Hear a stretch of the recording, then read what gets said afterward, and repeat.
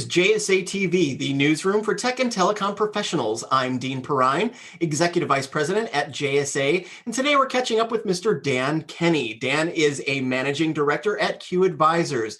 Dan, thanks for taking the time to speak with me today. I appreciate it. Yeah, thanks for having me, Dean. You got it. You got it. So Dan, for folks that don't already know, why don't you tell them a little bit about Q Advisors? Sure.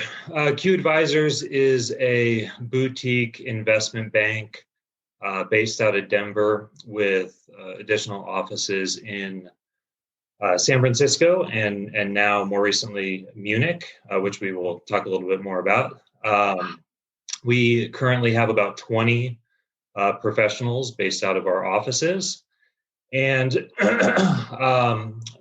we have been 100% TMT focused since the firm's founding in 2001.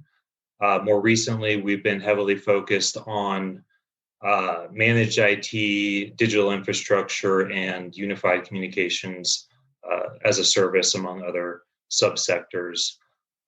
In terms of services, we are primarily sell-side and buy-side advisory, as well as providing private placements of debt and equity capital.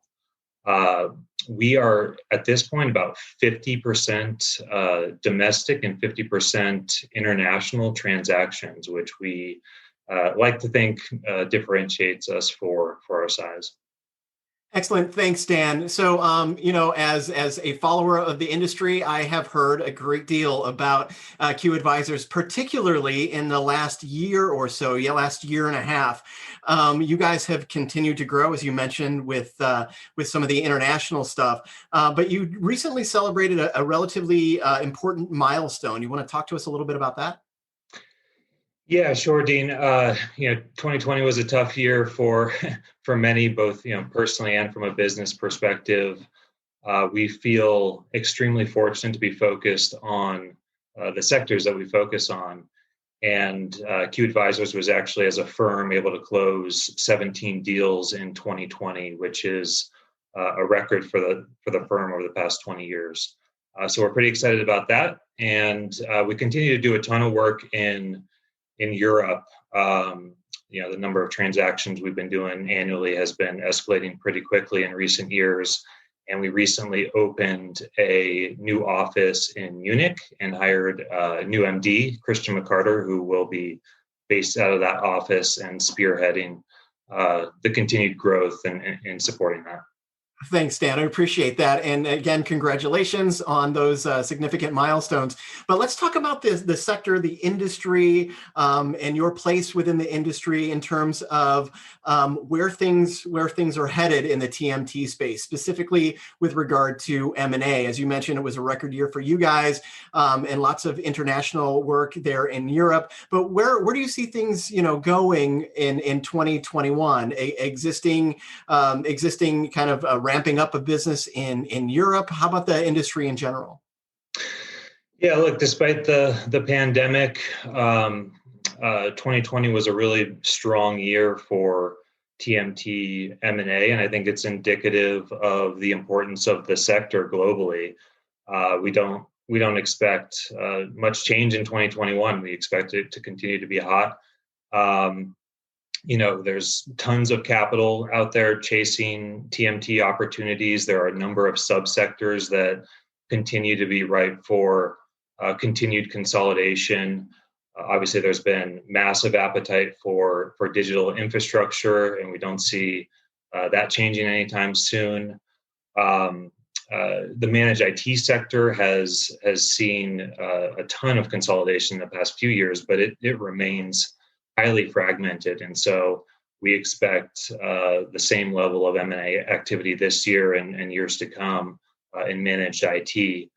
I think the one other thing I would add is, we've got some potential tax changes coming up in 2022, and this isn't unique to TMT, but we project that there could be an acceleration of some activity as business owners try and get their liquidity event in before those tax changes are impacted in 2022 and beyond. Yeah, so that's not something that I necessarily had given much thought to as far as the taxes. So you guys are looking at a number of different variables with regard to the industry. So interesting thoughts there. But is there any one thing or any maybe group of two or three things that you can point to as kind of being the overall catalyst for the amount of M&A that you guys both that you have seen and the industry has seen in the last year, and what you're predicting to be in 2021? Yeah, like it's hard to point to any single factor. It's easy to kind of take a step back and look at the demand for bandwidth is not going away, and that impacts a lot of the sectors that we play in, right? COVID has only exaggerated that as everyone tries to figure out the work at home and kind of the go forward, because I think there is going to be a new normal, which is not everyone back in the office. And that has been positive for many of the subsectors that we focus on, including infrastructure, unified communications, obviously, and so that's driven continued interest from both strategic and private equity, capital investors in the space. Excellent. Thanks, Dan. And thanks for those insights on 2020 and what things look like for 2021. For our viewers that want to learn more about Q Advisors, where should they go? Sure. Our website is www.qllc.com.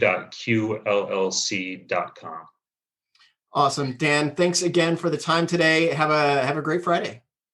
Thank you very much. Appreciate it. You got it.